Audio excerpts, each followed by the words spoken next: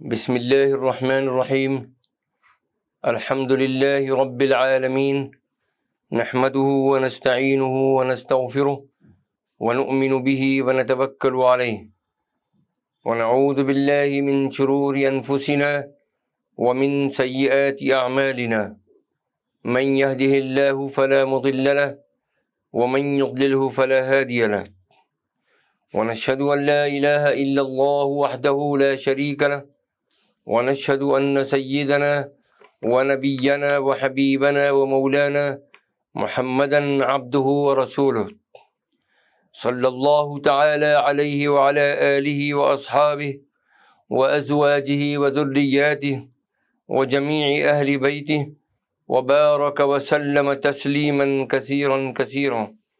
أما بعد، فأعوذ بالله من الشيطان الرجيم. بسم اللہ الرحمن الرحیم. رب زدنی علما والحقنی بالصالحین. رب اشرح لی صدری ویسر لی امری واحلل عقدۃ من لسانی یفقہوا قولی. صدق اللہ العظیم. اللہم انی اسألک بأنک انت اللہ لا الہ الا انت الاحد الصمد الذی لم یلد ولم یولد ولم یکن لہ کفوا احد. بزرگان محترم، برادران عزیز، سلسلے کے مخلصین اور ہماری قابل احترام مائیں بہنیں اور عزیز بچیاں، آج ہمارا خطاب جس موضوع پر ہے وہ ہے اعتکاف. اس سلسلے کے اندر ہم انشاءاللہ قرآن و حدیث اور ائمہ کرام اور علماء عظام کے اقوال اور تحریروں کی روشنی میں ہم آپ کے سامنے اعتکاف پر روشنی ڈالیں گے. میرے عزیزوں اور دوستوں، جو سلسلہ خصوصی خطابات کا رمضان المبارک کے حوالے سے چل رہا ہے، یہ آج اس کی 10ویں قسط ہے. اس خطبے کی تیاری کے سلسلے میں ہم نے استفادہ کیا ہے مندرجہ ذیل کتابوں سے: بدائع صنائع، مصنف ابن ابی شیبہ، المعجم الاوسط، فتاوی شامی، فتاوی عالمگیری اور احسن الفتاوی. میرے عزیزوں اور دوستوں، اللہ سبحانہ و تعالی نے عبادت کے جو طریقے مقرر فرمائے ہیں ان میں سے بعض طریقے خاص عاشقانہ شان رکھتے ہیں. انہی میں سے ایک اعتکاف بھی ہے. اللہ تعالی نے عبادت کے جو طریقے مقرر فرمائے ہیں ان میں سے بعض طریقے خاص عاشقانہ شان رکھتے ہیں. انہی میں سے ایک اعتکاف بھی ہے. اس عبادت میں انسان اپنے تمام دنیاوی کام چھوڑ کر اللہ کے گھر یعنی مسجد میں اس کو جانا پڑتا ہے اور ما سوا سے اپنے آپ کو منقطع کر کے صرف اللہ تعالیٰ سے لو لگا لیتا ہے اور کچھ مدت تک کامل یکسوئی کے ساتھ اللہ سبحانہ و تعالیٰ کے ساتھ جو خاص تعلق اور انابت الی اللہ کی جو خاص کیفیت پیدا ہوتی ہے وہ تمام عبادتوں میں ایک نرالی شان رکھتی ہے. میرے عزیزوں اور دوستوں، قرآن مجید میں اعتکاف کا ذکر سورہ بقرہ کے اندر ہے.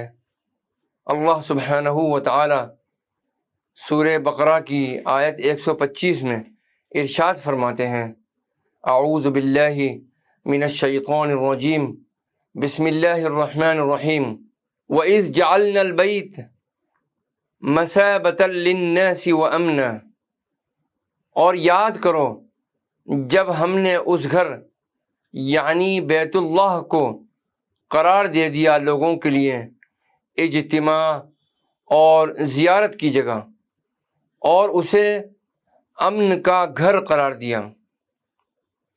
وَعَهِدْنَا إِلَىٰ إِبْرَاهِيمَ وَإِسْمَاعِيلَ أَن طَهِّرَا بَيْتِيَ لِلطَّائِفِينَ وَالْعَاكِفِينَ وَالرُّكَّعِ السُّجُودِ۔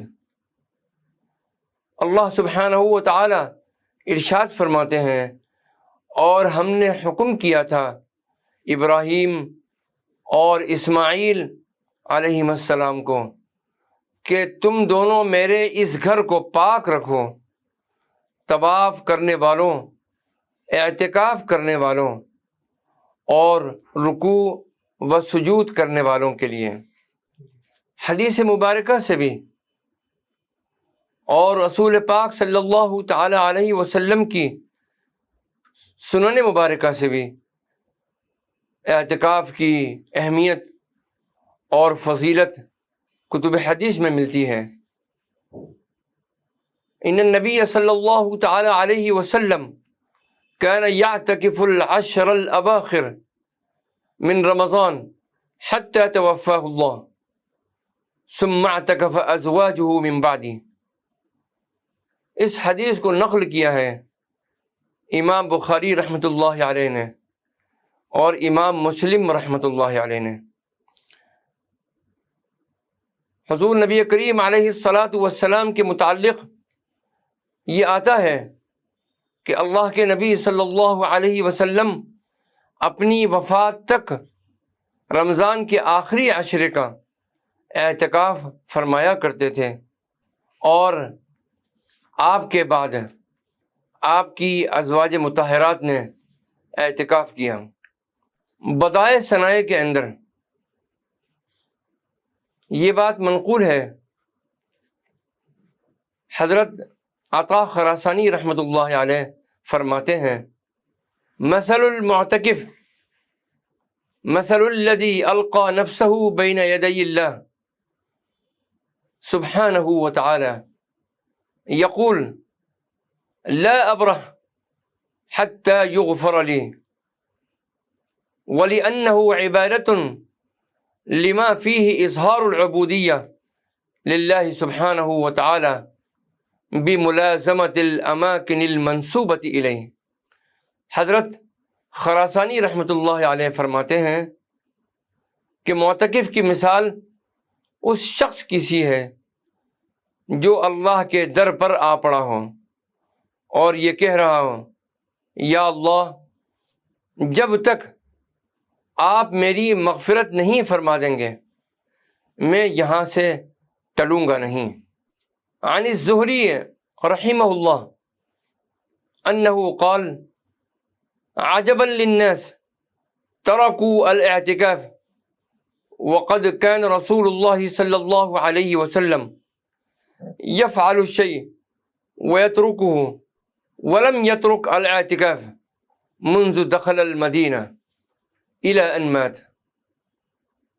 یہ بھی بدائع صنائع کی روایت ہے۔ علامہ زہری رحمۃ اللہ علیہ فرماتے ہیں کہ لوگوں پر تعجب ہے کہ انہوں نے اعتکاف کے اہتمام کو چھوڑ دیا، جبکہ حضرت صلی اللہ تعالی علیہ وسلم کوئی کام کرتے بھی تھے اور چھوڑتے بھی تھے، لیکن آپ صلی اللہ علیہ وسلم نے مدینہ منورہ آنے کے بعد سے وفات تک کبھی بھی اعتکاف ترک نہیں فرمایا۔ اس بات سے اور علامہ زہری رحمۃ اللہ علیہ کے اس قول سے اعتکاف کی اہمیت کا پتہ چلتا ہے۔ اعتکاف کی فضیلت کے بارے میں بھی بہت سی احادیث آئی ہیں۔ ان اللہ یستحیی ان یبسط الیہ عبدہ یدیہ یسألہ بہما خیرا فیردہما خائبتین۔ ایک حدیث میں ہے کہ اللہ سبحانہ و تعالیٰ کو شرم آتی ہے کہ ان کا بندہ ان کے سامنے اپنے ہاتھوں کو پھیلا کر خیر کا سوال کرے، پھر اللہ تعالیٰ ان ہاتھوں کو ناکام اور خالی لوٹا دیں۔ من اعتکف یوما ابتغاء وجہ اللہ جعل اللہ بینہ وبین النار ثلاث خنادق کل خندق ابعد مما بین الخافقین۔ ایک اور حدیث میں نبی کریم صلی اللہ تعالی علیہ وسلم کا ارشاد گرامی ہے، جو شخص اللہ تعالیٰ کی خوشنودی کے لیے ایک دن کا اعتکاف کرے گا، اللہ تعالیٰ اس کے اور جہنم کے درمیان 3 خندقوں کو آڑ بنا دیں گے، جس کی مسافت آسمان و زمین کی درمیانی مسافت سے بھی زیادہ چوڑی ہے اور وسیع ہے۔ نیز ایک حدیث میں حضرت حسین بن علی رضی اللہ تعالی عنہما سے مروی ہے کہ حضرت صلی اللہ تعالی علیہ وسلم نے فرمایا، من اعتکف 10 فی رمضان کان کحجتین وعمرتین۔ جو شخص رمضان میں 10 روز کا اعتکاف کرے تو اس کا یہ عمل 2 حج اور 2 عمروں جیسا ہوگا۔ اس روایت کو نقل کیا ہے امام بیہقی رحمۃ اللہ علیہ نے شعب الایمان کے اندر۔ ایک اور حدیث میں ارشاد ہے جو کہ جس کو مصنف ابن ابی شیبہ میں ذکر کیا گیا ہے، ان للمساجد من عباد اللہ اوتادا جلساؤہم الملائکہ فإن فقدوہم سألوا عنہم فإن كانوا مرضى عادوہم وإن كانوا في حاجة أعانوہم۔ کچھ لوگ مسجدوں کے لیے میخ بن جاتے ہیں، یعنی وہ ہر وقت مسجد میں بیٹھے رہتے ہیں۔ ایسے لوگوں کے ہم نشین فرشتے ہوتے ہیں۔ اگر یہ لوگ کبھی مسجد سے غائب ہو جائیں تو فرشتے انہیں تلاش کرتے ہیں، اور اگر یہ بیمار ہو جائیں تو ان کی عیادت کرتے ہیں، اور اگر ان کو کوئی ضرورت پیش آ جائے تو یہ فرشتے ان کی مدد کرتے ہیں۔ عورتوں کا اعتکاف کرنا یہ بھی سنت سے ثابت ہے۔ ازواج مطہرات اور صحابیات رضوان اللہ تعالی علیہن اجمعین یہ بھی اہتمام فرمایا کرتی تھیں اعتکاف کا، لیکن ان کے احکام مختلف ہیں۔ اعتکاف کی فضیلت صرف مردوں کے لیے خاص نہیں ہے، بلکہ عورتیں بھی اس سے فائدہ اٹھا سکتی ہیں، لیکن عورتوں کو مسجد میں اعتکاف کرنا جائز نہیں ہے، بلکہ ان کا اعتکاف گھر میں ہو سکتا ہے۔ وہ اس طرح کہ گھر میں جو جگہ نماز پڑھنے کی ہے اور عبادت کے لیے بنائی ہوئی ہو، اسی جگہ اعتکاف میں بیٹھ جائیں، اور اگر پہلے سے گھر میں ایسی جگہ مخصوص نہ ہو تو اعتکاف سے پہلے ایسی کوئی جگہ بنا لیں اور اس میں اعتکاف کر لیں۔ اور اگر گھر میں نماز کے لیے کوئی مخصوص اور مستقل جگہ بنی ہوئی نہ ہو اور کسی وجہ سے ایسی جگہ مستقل طور پر بنانا بھی ممکن نہ ہو تو گھر میں کسی حصے کو عارضی طور پر اعتکاف کے لیے مخصوص کر کے وہاں عورت اعتکاف کر سکتی ہے۔ اگر عورت شادی شدہ ہے تو اعتکاف کے لیے شوہر سے اجازت لینا ضروری ہے۔ شوہر کی اجازت کے بغیر بیوی کے لیے اعتکاف کرنا جائز نہیں ہے، لیکن شوہروں کو چاہیے کہ وہ بلا وجہ عورتوں کو اعتکاف سے محروم نہ کریں، بلکہ اجازت دے دیا کریں۔ اگر عورت نے شوہر کی اجازت سے اعتکاف کر دیا، بعد میں شوہر منع کرنا چاہے تو اب منع نہیں کر سکتا، اور منع کرے گا تو بیوی کے ذمے اس کی تعمیل واجب نہیں ہوگی، یعنی یہ واجب نہیں ہوگا کہ وہ اپنے اعتکاف کو توڑ کر شوہر کی مرضی کو پورا کریں، بلکہ اس کو چاہیے کہ وہ اپنا اعتکاف جاری رکھے اور وہ اپنا اعتکاف پورا کر لے۔ اعتکاف کی 3 قسمیں ہیں، ایک مسنون اعتکاف، ایک نفل اعتکاف، اور ایک واجب اعتکاف۔ اب ہم اعتکاف مسنون پر روشنی ڈالتے ہیں۔ وَأَمَّا أَفْضَلُ الْاعْتِكَافِ فَفِي الْمَسْجِدِ الْحَرَامِ ثُمَّ فِي مَسْجِدِهِ صلی اللہ تعالی علیہ وسلم ثم فی المسجد الاقصى ثم فی الجامع قیل اذا كان يصلي فيه بجماعة فإن لم يكن ففي مسجده افضل لئلا يحتاج الى الخروج ثم ما كان اهله اکثر۔ فتاوی شامی اور احسن الفتاوی کے اندر ہے کہ سب سے افضل اعتکاف مسنون مسجد حرام یعنی مکہ مکرمہ کے اندر، مسجد حرام کے اندر اعتکاف کرنا سب سے افضل ہے۔ اس کے بعد نمبر 2 پر افضل اعتکاف مسجد نبوی کے اندر ہے علی صاحبہ الصلاۃ والسلام، اور تیسرے نمبر پر مسجد اقصیٰ میں افضل ہے۔ اس کے بعد اس مسجد میں جہاں جماعت سے نماز ہوتی ہے۔ میرے عزیزوں اور دوستوں، اعتکاف مسنون وہ اعتکاف ہے جو رمضان المبارک کے آخری عشرے میں 21ویں شب سے عید کا چاند دیکھنے تک کیا جاتا ہے۔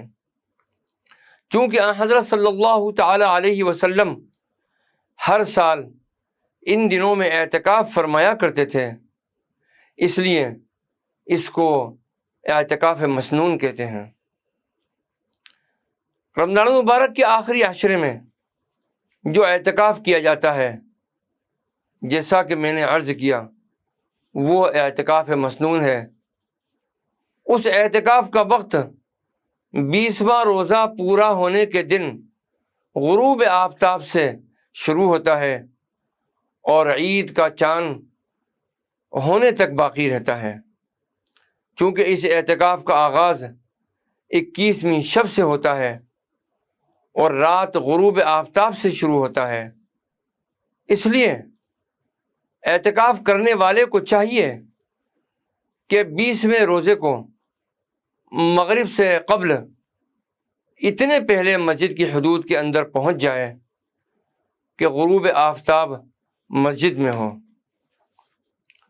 رمضان مبارک کے عشرہ اخیرہ کا یہ اعتکاف سنت مؤکدہ علی الکفایہ ہے، یعنی ایک بستی یا محلے میں کوئی ایک شخص بھی اعتکاف کر لے تو تمام اہل محلہ کی طرف سے سنت ادا ہو جائے گی۔ لیکن اگر سارے محلے میں اور ساری بستی میں سے کسی ایک نے بھی اعتکاف نہیں کیا تو سارے محلے والوں پر اور بستی والوں پر ترک سنت کا گناہ ہوگا۔ وَسُنَّةٌ مُؤَکَّدَةٌ فی العشر الاخیر من رمضان، یہ سنت مؤکدہ علی الکفایہ ہے عشر اخیر رمضان کے اندر۔ اعتکاف نفل کسے کہتے ہیں؟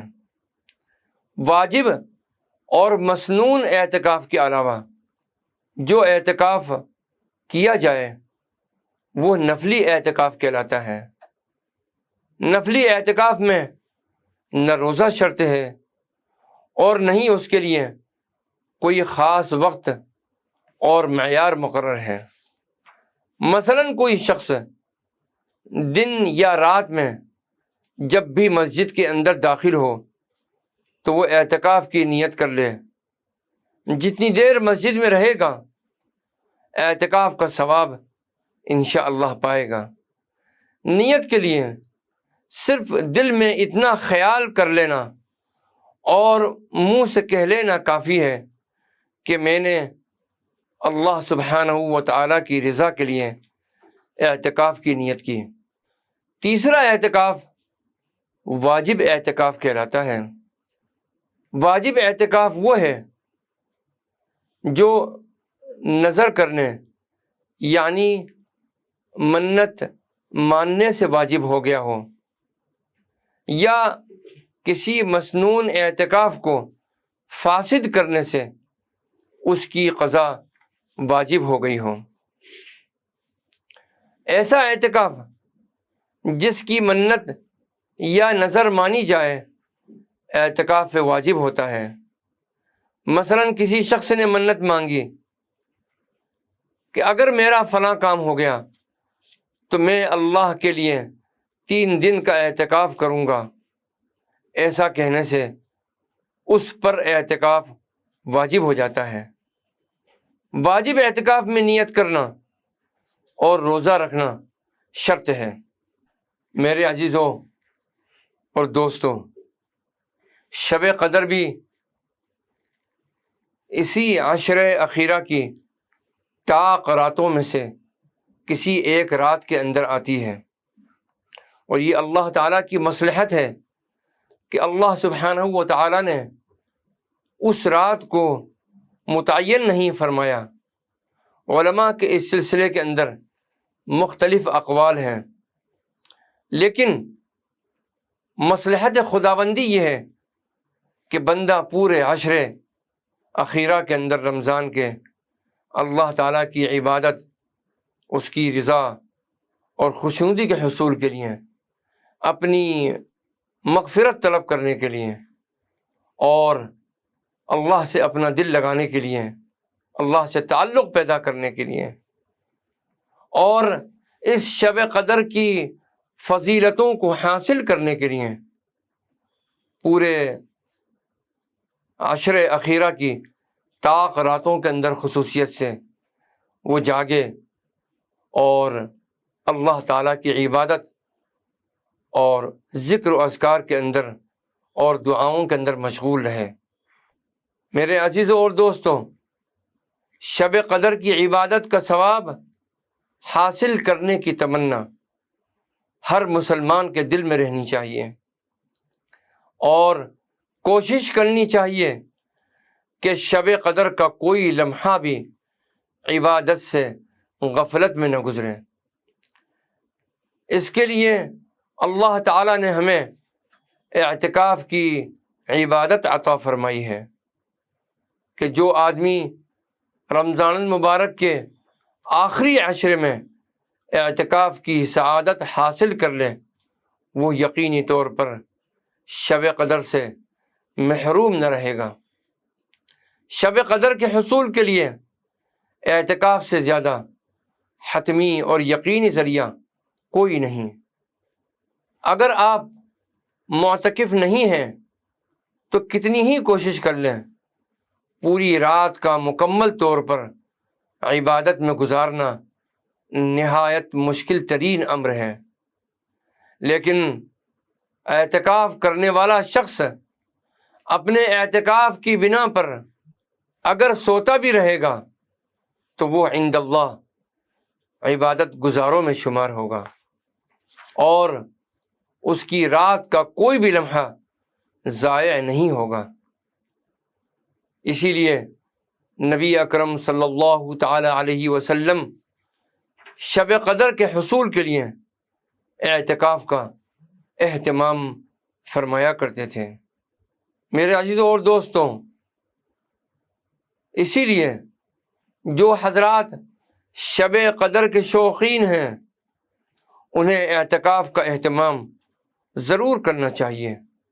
اللہ تعالی ہم سب کو اس مبارک و منور عبادت کی توفیق عطا فرمائے، اور اللہ سبحانہ و تعالی خصوصیت کے ساتھ میں اس ماہ مبارک کی تمام ظاہری اور باطنی خیر و برکتوں سے ہمیں اور تمام اعتکاف کرنے والوں کو اور پوری امت مسلمہ کو سرفراز فرمائے، آمین۔ میرے عزیزوں اور دوستوں، لیلۃ القدر یعنی شب قدر سے متعلق بھی مختصراً کچھ عرض کر دینا مناسب ہے، اور اس مناسبت سے میں تمام مسلمانوں سے، تمام بھائیوں سے اور بہنوں سے، اور خصوصیت کے ساتھ میں اپنے سلسلے کے ساتھیوں سے یہ تمنا رکھتا ہوں اور التجا کرتا ہوں کہ تمام مشغولیات سے اپنے وقت کو فارغ کر کے اور یکسو ہو کر اپنی زندگی میں یہ فیصلہ کر لیں کہ جو بھی عمر اللہ نے بچی کچھ ہی ان کو عطا فرمائی ہے، پہلے تو یہ دعا ہے کہ اللہ ان کی عمر میں برکت عطا فرمائے، لیکن جب جب اللہ سبحانہ و تعالی ان کی زندگی میں رمضان المبارک ملا دے اور رمضان المبارک کی مبارک راتیں ان کو عطا فرما دے، تو اس بات کا اہتمام کریں کہ آخری عشرے میں اعتکاف سنت کی نیت سے ضرور کریں۔ اللہ مجھے بھی، آپ کو بھی، اور ان سب ساتھیوں کو سنت اعتکاف کا اہتمام کرنے کی توفیق عطا فرمائے، آمین ثم آمین یا رب العالمین۔ لیلۃ القدر میرے عزیزوں اور دوستوں، رمضان المبارک کے آخری عشرے کی طاق راتوں میں سے ایک رات ہے، جیسا کہ میں نے ابھی اوپر بھی عرض کیا۔ یہ رات بہت ہی قدر و منزلت اور خیر و برکت کی حامل ہے، جسے قرآن کریم نے 1000 راتوں سے بھی افضل قرار دیا ہے۔ جمہور علماء امت کا موقف یہ ہے کہ لیلۃ القدر امت محمدیہ علی صاحبہ الصلاۃ والسلام کے لیے خاص انعام ہے، جو اس سے قبل کسی اور امت کو عطا نہیں کی گئی ہے۔ حدیث مبارکہ سے بھی اس موقف کی تائید ہوتی ہے۔ حضرت انس بن مالک رضی اللہ تعالی عنہ سے مروی ہے کہ حضور پاک صلی اللہ تعالی علیہ وسلم نے ارشاد فرمایا، ان اللہ عز وجل وہب لامتی لیلۃ القدر ولم يعطها من كان قبلكم او كما قال علیہ الصلاۃ والسلام۔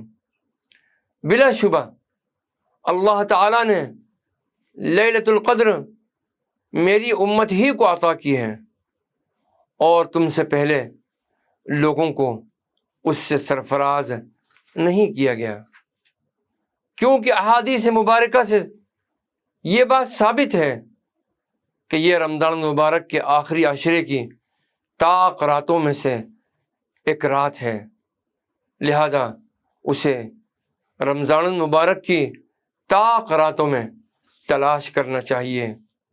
اے میرے عزیزوں اور دوستوں، اللہ سبحانہ و تعالیٰ نے قرآن مجید میں لیلۃ القدر کی فضیلت کے بیان میں پوری ایک سورت نازل فرمائی ہے، اور کس شان سے اللہ تعالیٰ نے اس فضیلت کو بیان کیا ہے۔ اللہ تعالیٰ سورۃ القدر میں ارشاد فرماتے ہیں، اعوذ باللہ من الشیطان الرجیم بسم اللہ الرحمن الرحیم انا انزلناه في لیلۃ القدر وما ادراک ما لیلۃ القدر لیلۃ القدر خیر من الف شہر تنزل الملائکۃ والروح فیہا بإذن ربہم من کل امر سلام ہی حتی مطلع الفجر صدق اللہ العظیم۔ میرے عزیزوں اور دوستوں، اللہ سبحانہ و تعالیٰ کی جناب میں میرے لیے، میرے اہل و عیال کے لیے، پورے خانوادے کے لیے، جامعۃ الہدایہ کے لیے، پورے مشن کے لیے، اور اسی طریقے سے تمام مدارس اسلامیہ اور ملت کی تمام تنظیموں کے لیے، ملی اداروں کے لیے، اور اسی طریقے سے تمام خانقاہوں کے لیے، اے میرے عزیزوں اور دوستوں، سامعین اور سامعات، دعا فرمائیں اپنی خاص ساعتوں کے اندر جس میں آپ اللہ کو یاد کریں، اللہ سے دل لگائیں، اللہ سے تعلق قائم کرنے کی کوشش کریں۔ اسی طریقے سے رمضان المبارک کی مبارک ساعتوں میں اور خصوصیت کے ساتھ میں عشر اخیرہ کے اندر رمضان المبارک کی تمام راتوں میں اور مزید خصوصیت کے ساتھ میں طاق راتوں میں ہمارے لیے اور پوری امت مسلمہ کے لیے دعا فرمائیں۔ اللہ پوری امت کو اپنی نصرت سے سرفراز فرما دیں، پوری امت کو اپنی نصرت سے ڈھانپ لیں، اور پوری امت مسلمہ کے لیے فتح و نصرت کے دروازوں کو کھول دیں۔ اے اللہ، امت مسلمہ کو منصور نہ بنا بلکہ ناصر بنا دے۔ اے اللہ، پوری امت مسلمہ کو اپنی رحمتوں اور برکتوں سے ڈھانپ لے۔ آمین ثم آمین یا رب العالمین، والصلاة والسلام علی النبی الکریم، والسلام علیکم ورحمۃ اللہ وبرکاتہ۔ بسم اللہ الرحمن الرحیم۔ اللہم صل علی سیدنا ومولانا محمد وعلى آل سيدنا ومولانا محمد وبارك وسلم۔ اللهم أنت السلام ومنك السلام، تباركت يا ذا الجلال والإكرام۔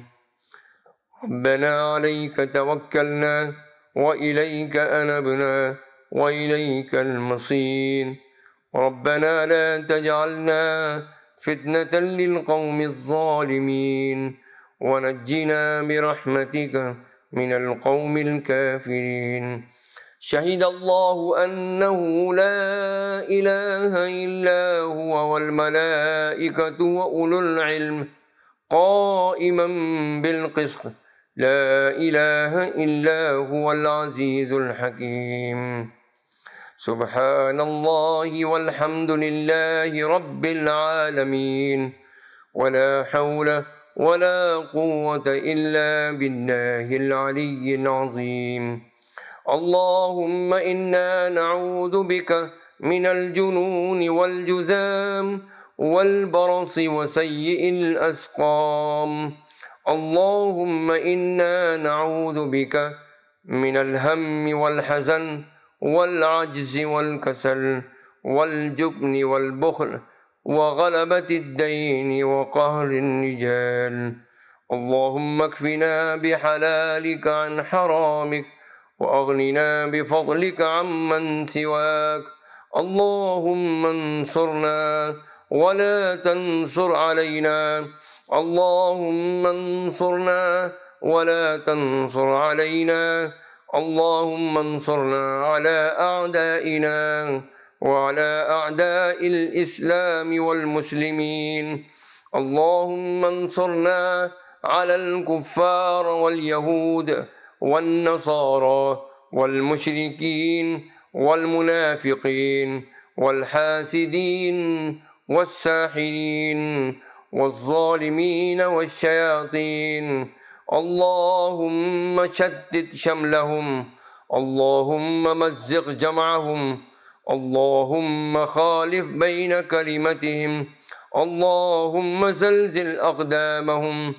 اللهم إنا نجعلك في نحورهم ونعوذ بك من شرورهم.